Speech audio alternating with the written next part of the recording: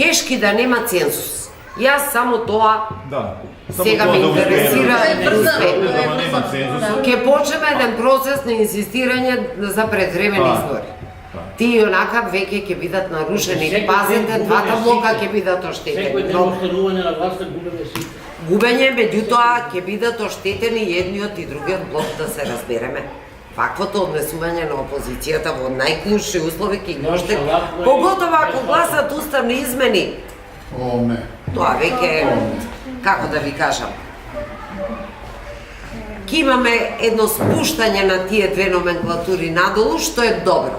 Бидејќи овие политики циклично се менуваат, нема друг, дојде на власт во Македонија 27 години, циклично се менуваат, не донесоа до овде. До празни градови, до мито и корупција, до патишта со дупки, патишта убици, затрупани во ѓубре, нефункционални партиски институции, недоверба во судство, недоверба во здравство, недоверба во било што.